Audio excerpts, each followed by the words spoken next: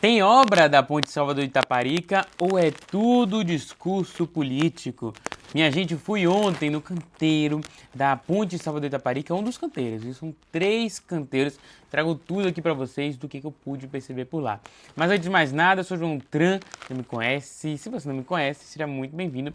Esse aqui é meu canal, já peço pra você se inscrever e sempre estar bem informado. Papo de 15 minutos para você começar muito bem o dia, sabendo o que está acontecendo. A frequência vai ser mais ou menos essa. Essa semana pegou as eleições, estou pegando. Então, a ideia é manter 2 vezes por semana, sempre que der. Tem pautas de manhã, tem pautas de tarde, e a gente vai tentando captar tudo e fazer esse condensadão aqui para vocês, viu? Então fica com a gente que aqui em 15 minutos você fica bem informado. Você pode ir, claro, em todas as minhas redes sociais, é sempre João Tran, para ficar conversando comigo e saber mais do que está rolando aqui na Bahia, em Salvador, na nossa política e por aí vai. Vamos falar dessa obra do canteiro de Salvador de Itaparica. Eu fui lá para Maragogipe, que é um dos 3 canteiros da Ponte Salvador de Itaparica. Um deles fica em Veracruz, de fato, o outro fica em Maragogipe, que é o coração industrial. Foi onde o presidente Luiz Inácio Lula da Silva, no mês passado, esteve aqui, onde era a refinaria da Petrobras, que foi abandonada ali na esteira da Lava Jato e agora foi reativada com o projeto da Ponte Salvador Itaparica. Esse canteiro já está em funcionamento, é o coração industrial, que é o principal ponto dessa fase que nós estamos. Essa primeira fase, conhecida pela montagem, conhecida por fazer a soldagem, por exemplo, de equipamentos, foi isso que a gente pôde mais perceber do que estava rolando por lá. Soldagem de equipamentos já tem sim equipes na água, construção na água, mas não chegou ainda no vão central da Baía de Todos os Santos. Esse é conhecido como uma fase crítica, como esclareceu o secretário da ponte, Matheus Dias, lá nesse momento com a imprensa baiana que esteve presente para acompanhar essas primeiras etapas da obra. Então, sim, já tem canteiro, sim, já tem obra e sim tem projeto. O secretário da ponte, inclusive, rebateu as falas de Bruno Reis, dizendo: alguém já viu o projeto da ponte Salvador Itaparica? Isso é só balela política. E o secretário falou: não, nós temos projeto, mostrou imagens, inclusive, do projeto e também disse que quem quiser saber mais é só entrar no site da Ponte Salvador Itaparica, que está dentro do site do governo da Bahia. Então ele mostrou de fato o projeto, são 16 quilômetros de ponte, 12 quilômetros de ponte, perdão, propriamente, mas são 46 quilômetros de construção, que vai desde de Salvador, aí tem a própria ponte e depois termina lá em Veracruz, de fato, em Itaparica, e com até uma outra ponte, a duplicação da BA até uma outra ponte, que é o projeto, ou seja, uma extensão, é toda uma área, não é só a ligação de Salvador e Itaparica, mas são esses 46 quilômetros que são planejados para integrar melhor Salvador até a região do sul da Bahia. Ao todo, a previsão é de 2031 a entrega, viu, minha gente? Então não é um projeto para agora, por mais que tenha, assim, o canteiro de obras ali instaurado, a previsão de entrega para 2031 e aqui para Salvador, o início das obras está previsto para o próximo ano. Esse é um ponto, inclusive, que Bruno Reis fala. Ninguém viu o projeto, não tem obra aqui em Salvador, não tem nenhum pedido de início dessas obras aqui para a capital, então, na visão dele, não tem obra. É isso que ele argumenta, isso que Matheus Dias, secretário da Ponte, rebateu. Tem sim projeto e a partir de 2027 começa em Salvador.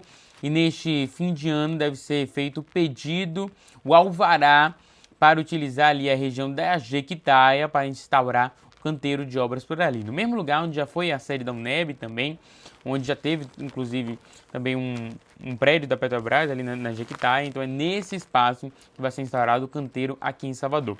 Vai funcionar como uma sede administrativa e o próprio canteiro de obras também a partir de 2027. Perspectiva de, no máximo, em torno, em média, pelo menos, né? Claro que pode variar de acordo com o trânsito, mas em média 15 minutos para você fazer este cruzamento de Salvador até Itaparica. Tomara que chegue, né? Porque a gente, por exemplo, foi de ferryboat para essa viagem, passou praticamente 2 horas para ir e na volta ainda tem que esperar o ferryboat, todo aquele processo que os baianos já estão muito acostumados, que a gente torce muito para que acabe. É urgente, né? Esse projeto político, um projeto extremamente debatido, inclusive nas eleições, criticado pela demora e que precisa, sim, chegar o quanto antes. Mas vamos falar de mais, minha gente, tem mais informações sobre as sabatinas, né? Eleições pegando fogo. deram o início na prática com as sabatinas da TV Aratu, né, chamando a atenção, dando start nas televisões deste início de campanha. Na televisão, de fato, a propaganda, quem está acostumado, naquele horário eleitoral, a partir de 28 de agosto. Mas, em termos de debates eleitorais, vai ter domingo na Band, sempre dando os inícios aos debates, e as sabatinas já tiveram início na TV Aratu, com os candidatos apresentando as suas propostas. E uma coisa muito clara, Jerônimo Rodrigues vem com o discurso de rebater as críticas ao seu mandato, defender o que vem fazendo, o que é natural em processos de reeleição. Mas chama atenção porque é um processo de que um governo de 20 anos e que a oposição bate de ser um governo desgastado, de ser um governador, principalmente. Rui Costa é muito bem avaliado, Jacques Wagner teve boa avaliação também, e Jerônimo Rodrigues não performar da mesma forma. Então, o que ele apresenta na sabatina, por exemplo, fila da regulação. Quando questionado, ele fala, não, 80% dos casos da fila da regulação são resolvidos até 24 horas. Então, ele traz essa defesa do seu mandato.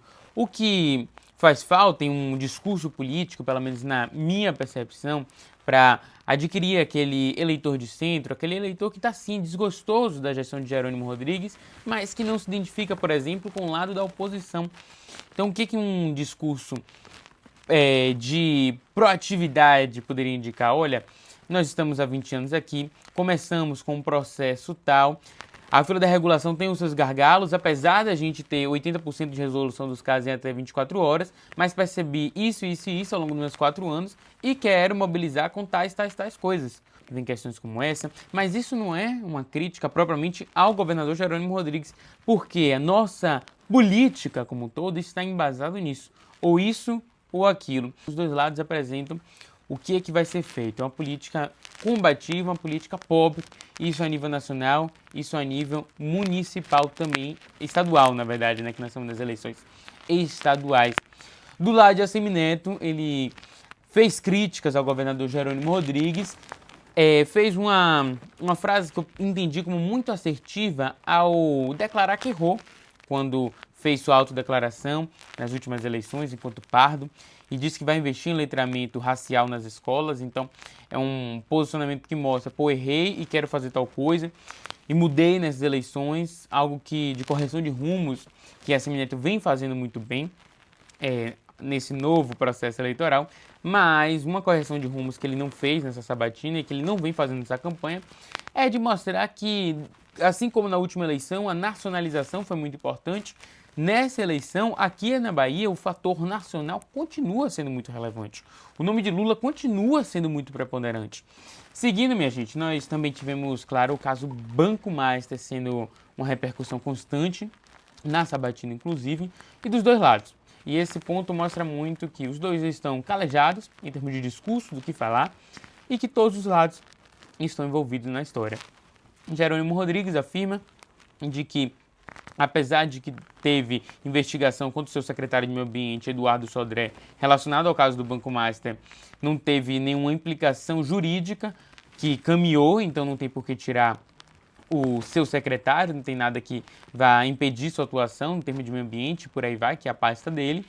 E, enquanto isso, a Assemineto afirma que seu trabalho de consultoria, uma consultoria milionária ao Banco Master, foi legítimo e que não tem nenhum problema, apesar de ele em nenhum momento ter apresentado alguma concretude do que foi, de fato, essa consultoria. Está no direito dele, mas politicamente, claro que tudo isso reverbera. Apesar disso, os dois lados estão envolvidos neste caso e que, a não ser que venha um novo capítulo, os dois estão muito preparados para lidar com questionamentos sobre este assunto. E ainda, minha gente, pesquisa Quast foi divulgada nesta quarta-feira. O Flávio Bolsonaro conseguiu um fôlego diante das últimas quedas nas pesquisas e agora chega muito próximo do presidente Luiz Inácio Lula da Silva. Em especial, retomando o seu eleitorado de setores que ele era muito próximo. Por exemplo, homens, ele conseguiu ter um traquejo, um avanço e voltou a retomar sua popularidade nessa categoria. Também no Sudeste, que ele já tinha uma facilidade com esse grupo, vinha perdendo para Lula e agora voltou a pontuar melhor neste espaço.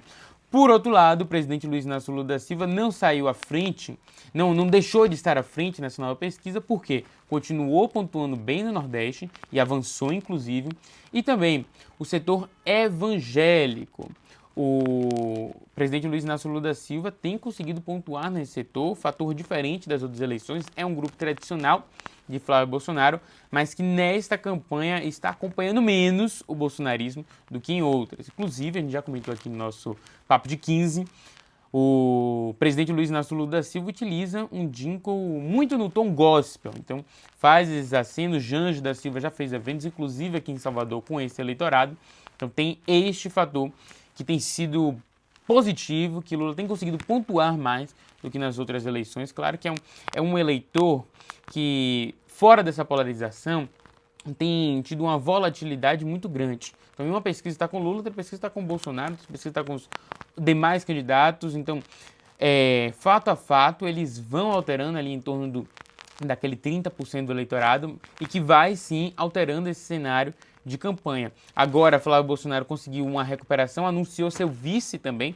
deputado federal, que inclusive foi um aceno ao grupo de Arthur Lira, acompanha Alfredo Gaspar. Ele foi, inclusive, da comissão, né, da CPI da Segurança Pública, CPMI, porque foi mista, né? Ele atuou como relator nesse caso, então ganhou notoriedade ali, mas foi um nome do próprio partido, né? Uma chapa puro sangue sendo lançada. Isso, claro, chama atenção, essa falta de diálogo que a gente já vinha pontuando dos partidos da direita. Nenhum deles, nem o Novo, nem o PSD e nem o PL de Flávio Bolsonaro conseguiram fazer alguma aliança para a formação da chapa. E aqui, minha gente, vamos comentar um pouco mais. Flipelô já acontecendo em Salvador, e inclusive o nosso Aratu Tá On dessa quarta-feira foi com Eider Mustafa, ele é repórter da TV Aratu, e também um Bookgram, como está aí, tão famoso nas redes sociais, comentando sobre literatura e também sobre a nossa Flipelô. E ainda, no nosso Notícia de hoje, já faço o convite para você estar na nossa Rádio Excelsior. Vamos conversar com o nutricionista Rafael Fields, maravilhoso, sempre por lá, conversando sobre soroterapia. Tema polêmica, inclusive. Eu espero vocês, viu? Então continue comigo. Uma ótima quinta-feira para todos.